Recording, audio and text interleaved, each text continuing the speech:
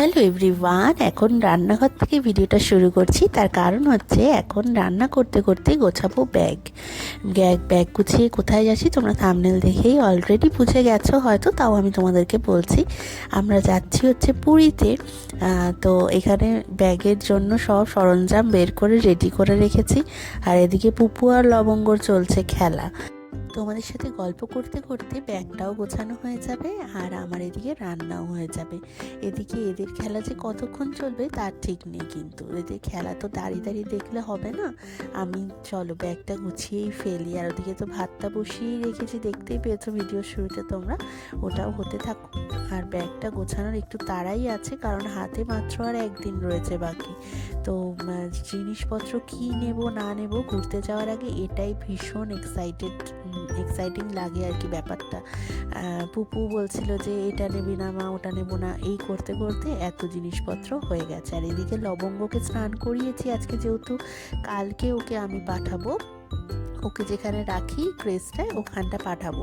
ঠিক ক্রেজ বলা যায় না, কারণ লবঙ্গ যখন যায় আর কেউ তখন থাকে না, বাড়ির মতোই হয়ে গেছে। আমরা বলি মামার বাড়ি ঘুরতে যাচ্ছিস। হ্যাঁ, সুন্দর করে মোছো। এই তো গুড গার্ল, এই তো শোনা তো। এইটা হচ্ছে পরের দিনের একটা ছোট্ট ক্লিপ শেয়ার করেছি, তার কারণ সারাদিন ধরে আর ভিডিও করতে পারিনি। লবঙ্গকে দিয়ে আসার ছিল, ওকে দিয়ে আসার সময়টা না খুব মনটা দুদিন আগে থেকে ভীষণভাবে খারাপ থাকে, তোমরা আমার মুখ দেখেই বুঝতে পারছো।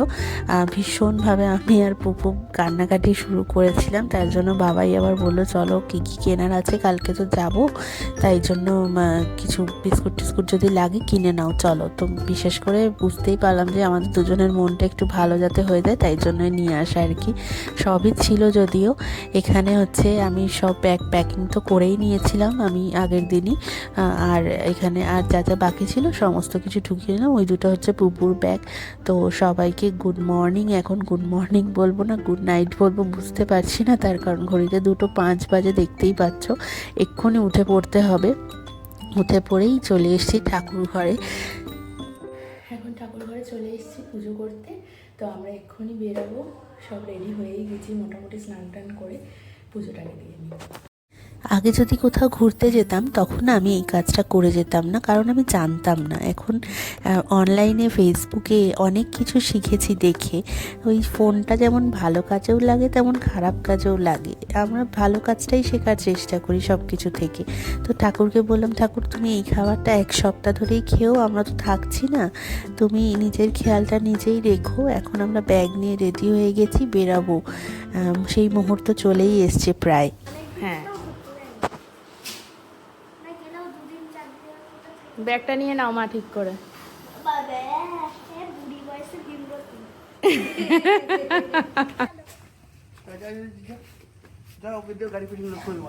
চল, এখন ঠান্ডা ঠান্ডা লাগছে, বল একটু একটু ঠান্ডা ঠান্ডা লাগছে। হ্যাঁ, তা আমরা এখন বেরাচ্ছি।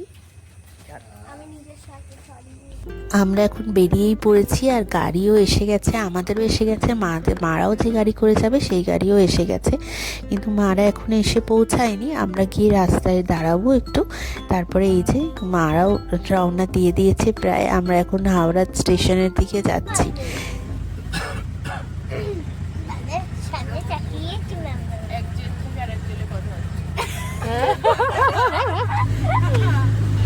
ভোর হওয়া তো রোজ খুব একটা দেখা হয় না, বিশেষ করে বাইরে বেরিয়ে তো দেখা হয় না, তাই না? আমরা যদিও ভোরবেলা উঠতে হয় আমাদের, যেহেতু ছেলে মেয়েদের স্কুল থাকে তাই জন্য, কিন্তু এমনি বাইরে বেরিয়ে তো আর ভোর দেখা সুযোগ খুব একটা আমাদের হয় না। তো তাই জন্য আজকে না ভীষণ রিফ্রেশিং লাগছে এই ব্যাপারটাতে।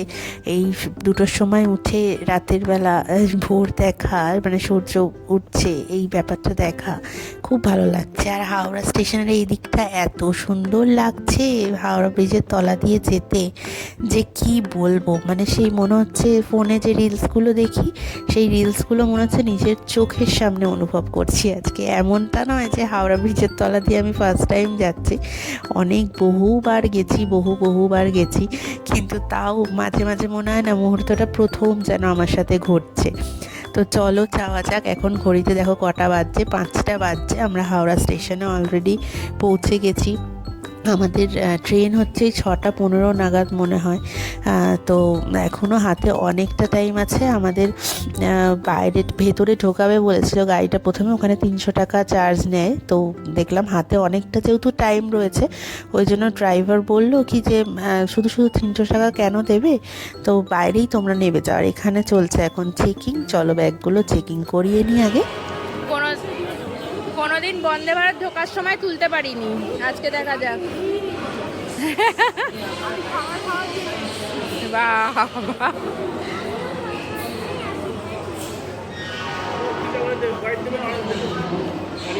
মনে হচ্ছে অরেঞ্জ। তুমি অরেঞ্জের যুগে দাঁড়িয়ে বলছো কি কালার দেবে? আমি গেস করলাম অরেঞ্জ।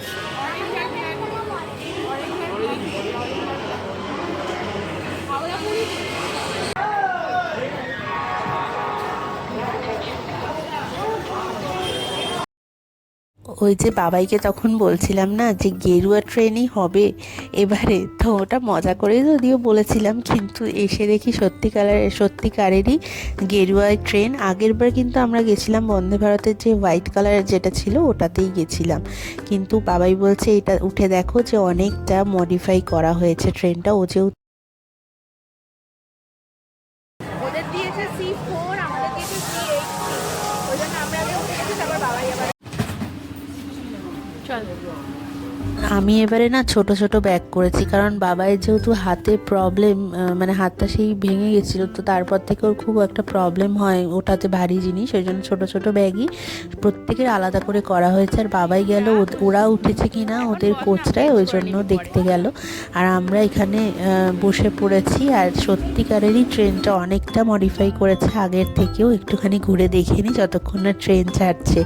সব থেকে আমার ভালো লেগেছে টয়লেটটা, ওভাল শেপের টয়লেটটা করেছে, যার জন্য কি একদমই নোংরা হচ্ছে না, ব্যাপারটা অনেকটা স্পেস টয়লেটের জায়গাটায়। তো আমরা বসে পড়েছি এখন ট্রেনে, আর ট্রেন ছাড়তে শুরু করে দিয়েছে। তো চলো টাটা বাই বাই। এখন হাওড়া স্টেশন, আমরা পুরীর উদ্দেশ্যে রওনা হয়ে গেছি। আমাদের যাদের একটু ভমিটিং প্রবলেম আছে তাদের এই উল্টো দিকে বসলে একটু প্রবলেম হয়। তো প্রথম দিকটা একটু প্রবলেম হচ্ছে উল্টো দিকে বসে সিটটা, মানে যেদিকে ট্রেন যাচ্ছে চলনটা যেদিকে তার উল্টো মুখে আমরা বসেছি আর কি, উল্টো দিকে মুখ করে।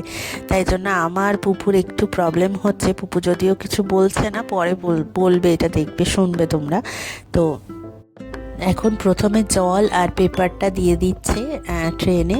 তো এইগুলোতে তো ভীষণ মজা। পেপারটা যতটা না পড়ার জন্য নেওয়া হচ্ছে, পেপারটা ততটা কাজের জন্য বেশি নেওয়া হচ্ছে। তার কারণ এই যে খেতে দেবে ট্রেনের মধ্যে, সেখানে পেতে খাওয়া যায়। তারপরে আমাদের হোটেলে গিয়ে কিছু কিছু জায়গায় পেপারটা লাগে ভীষণ, ওই জন্য আমরা 3জনেই পেপারটা নিয়ে নিয়েছি। আর এখানে এখন ব্রেকফাস্ট দেওয়া চলছে। আর এখানে বিস্কিট, তারপর হচ্ছে চা কফি যে খাবে, তারপর কেউ যদি লিকার চা খায়, কেউ দুধ চা খায়, এগুলোকে ভাগ ভাগ করে দিয়ে দেওয়া হচ্ছে। তো আমরা তো বন্দে ভারতে আগেও গেছি, এইবার স্পেশালি আসা হচ্ছে যেহেতু তমাল এসছে আর মম এসছে। মাও চড়েনি, মা বাপি এরা চড়েনি, তো তাই জন্যই বন্দে ভারতে আসা, নাহলে অন্য ট্রেন ঠিক করা হতো যদিও। আর বন্দে ভারতে একটা সুবিধা কি, যে এই খাবারগুলো দেয়, তো আমাদের নিজে থেকে কিছু খাবার নিতে হয় না, যার জন্য মানে বাচ্চা থাকলে খুব একটা অসুবিধা হয় খাবার টেনে নিয়ে যেতে। আর বাচ্চারা তো এই ট্রেনের খাবারগুলো ভীষণ আনন্দ করে খায়, তো তার জন্য আর অসুবিধাটা হয় না। আর বাইরের সিনারি তো দেখালামই। বাইরের সিনারি দেখতে দেখতে আমি চায়ে কিন্তু এক চুমুক দিয়েও ফেলেছি। ভীষণ সুন্দর হয় এই চাটা খেতে, আমারও ভীষণ ভালো লাগে। শুধু বাচ্চাদের দোহাই দিয়ে কী লাভ বলো তো, আমরা বড়রাও যেন ট্রেনে উঠলে বাচ্চাদের মধ্যেই বিহেভিয়ার করতে থাকি, তাই কি না? আমার তো ভীষণ মজা লাগে। আর পুপুর নাকি আবার ধারে বসতে খুব একটা ভালো লাগে না, মানে উইন্ডো সিটটায়, কিন্তু ওই জন্য আমাকে আর পুপুর সাথে ঝগড়া করতে হয় না যে আমাকে একটু বসতে দে না, ও এমনিই ছেড়ে দেয় যে মা তুই বস গিয়ে। এখানে ব্রেকফাস্ট দিয়ে তো চলে গেছে, অনেক রকম তার মধ্যে তো আইটেম রয়েছে। এখানে ব্রাউন ব্রেড রয়েছে 2 পিস। পুপু তো ব্রাউন ব্রেড খাবে না, কারণ ওর গ্যাসিডিটির প্রবলেম হয়। আর হচ্ছে এখানে ফ্রেঞ্চ ফ্রাই দিয়েছে, কর্ন সিদ্ধ করা দিয়েছে, তার সাথে ডিমের অমলেট, ডাবল ডিমের অমলেট, তার সাথে একটা বাটার আছে, জ্যাম আছে, তারপরে দিয়েছে হচ্ছে চিনি আছে, নুন আছে, এই সব সমস্ত কিছু দিয়ে গেছে। ভীষণ জমিয়ে খাওয়া দাওয়া এখন হতে চলেছে। আর বাইরের দৃশ্যটা তো তোমরা দেখতেই পাচ্ছ। এই যে আমি কর্ন খাচ্ছি, কর্ন হচ্ছে আমার ফেভারেট একটা আইটেম। কর্ন মাখা মানে কর্ন সিদ্ধর যে একটা গন্ধ, স্মেলটা বেরোয় না, ভীষণ ভালো লাগে আমার। আর জিনিসটা খেতেও ভালো লাগে। আর এখানে পুপুর আজকে ছিল ড্রয়িং ক্লাস, কিন্তু ও তো যেতে পারেনি, তাই ট্রেনেই ও ড্রয়িং করে ফেলছে। এখানে বলতে বলতে মমও চলে এসছে। এখানে একটা সিটটা ফাঁকাও রয়েছে পাশে। ও বলছিল যাবা, যে হেঁটে যাবো, ব্যাগ নিয়ে তো যখন যাবো তখন দেখেই নেব।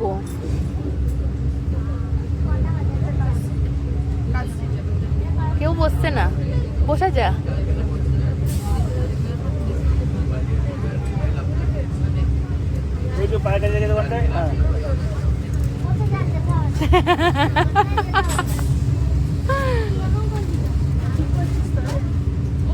কি করবো?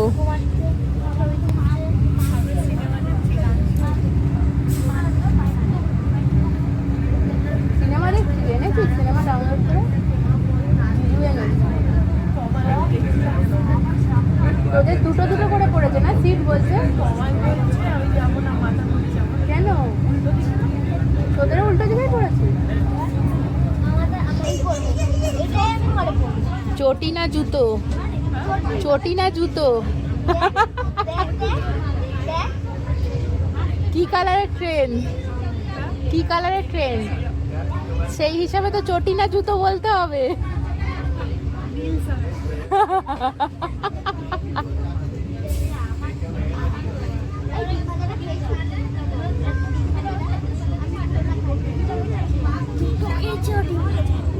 আমিও তো পুকুরটা খেলাম অর্ধেকটা।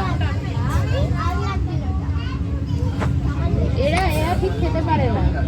বাপি এসে বলছে যে ভাল লাগছে না ট্রেন, বলছে দম আটকে যাচ্ছে। কেন কেন বুঝেছে, এরা বাটার লাগানোর না। বৃষ্টি পড়ছিল, দেখেছিস কিছুক্ষণ আগে বৃষ্টি পড়ছিল। খাবি বৃষ্টি? বৃষ্টি ওই যে ভাপা খাবি, ওই যে ভালো। মম কিছুক্ষণ ছিল, তারপরে তো ভদ্রক চলে এসেছি আমরা। এবার লাঞ্চ দেওয়ার সময় হয়ে যাচ্ছে।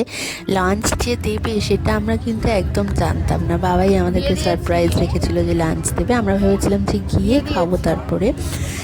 তো মম চলে গেছে এখন। এইবার আমরা লাঞ্চ খাবো বলেই মম চলে গেল, কারণ ওটা নিতে হবে ওইদিকে গিয়ে, আর অনেকটা দূর, মানে এই মাথা থেকে ওই মাথা ট্রেনের। এই যে লাঞ্চ চলে এসছে আমাদের, তো আমরা একদমই জানতাম না, যেটা বললাম সারপ্রাইজ লাঞ্চ বলতে গেলে।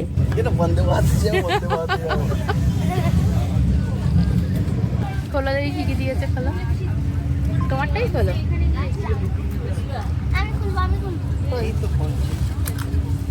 প্রথমেই রয়েছে হচ্ছে আলু ভাজা এটাই, আর সব কিছুই কিন্তু মোটামুটি অয়েল ফ্রি আর ঝাল ফ্রি আর কি। সেরকম অয়েলও নেই আর ঝালও খুব একটা নেই। আর তার সাথে ভাত রয়েছে জিরা রাইস, আর ডাল রয়েছে মুগ ডাল দিয়েছে এটা। আর তার সাথে যেহেতু আমরা নন ভেজ নিয়েছিলাম ওই জন্য চিকেন দিয়েছে। আর পারবি খুলতে?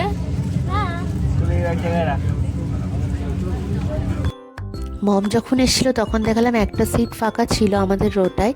তারপরে পাশের যে লোকটি বসেছিলেন তিনিও নেমে গেলেন। তারপরে ট্রেনে এত জায়গা হয়ে গেল যে পুপু শুয়েই পড়লো, শুয়ে শুয়ে ফোন দেখছিল। আর আমি দেখছিলাম এইদিকে চলে এসে বাইরের দৃশ্যটা, মনে হচ্ছে না পেঁচা তুলোগুলো কেউ যেন ছিটিয়ে ছিটিয়ে বসিয়ে দিয়েছে, এমন লাগছে আকাশের মেঘটা। মানে দুর্দান্ত ওয়েদার রয়েছে। জানি না পুরীতে কীরকম গরম থাকবে, এখন যেহেতু ট্রেনের মধ্যে বসে আছি সত্যি কথা বুঝতে পারছি না যে বাইরে কতটা হিট রয়েছে। তো চলো সানগ্লাসটা পরে নিই এখন আগে। তার মানে বুঝতেই পারছো পুরী স্টেশন খুব একটা দূর নেই, এখন মোটামুটি ওই 9 কিলোমিটার না 12 কিলোমিটার এরকম রয়েছে। তো তো টুপিটা বের করে দিই, টুপিটা কেন রোদ্দুর বাইরে, এখানে ঠান্ডা বলে বুঝতে পারছো না। সবার আগে আমরা জয় জগন্নাথ বলে ব্যাগ কাঁধে নিয়ে একেবারে রেডি হয়ে গেছি, কারণ সবার আগে আমরা পুরী স্টেশনে বন্দে ভারত থেকে পা দেবো বলে। তো আমার সানগ্লাসটা কেমন হয়েছে অবশ্যই জানিও, এটা নতুন কিনেছি। আবার এইখানে দাঁড়িয়ে থেকে আর মনে হয়েছে না টাইমটা আসতেই চাইছে না। তো আমরা পড়েছি নেমে।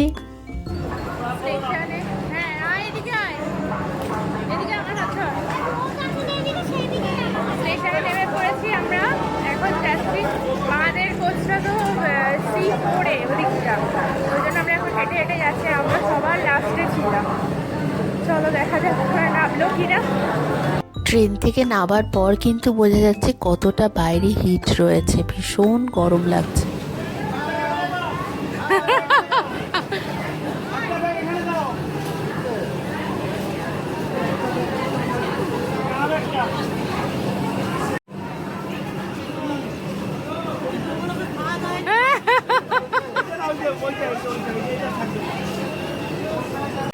এসি ট্রেন থেকে বেরিয়ে এত হাঁটা, বাপ রে বাপ।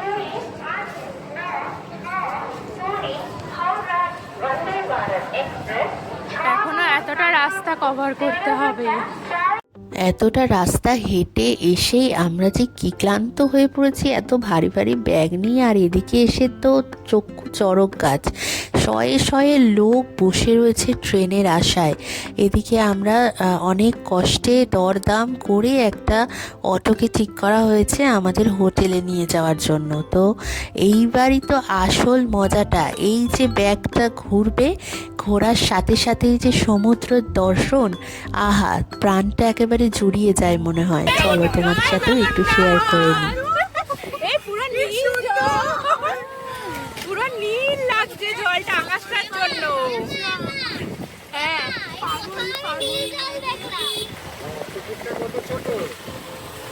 মনে হচ্ছে আকাশ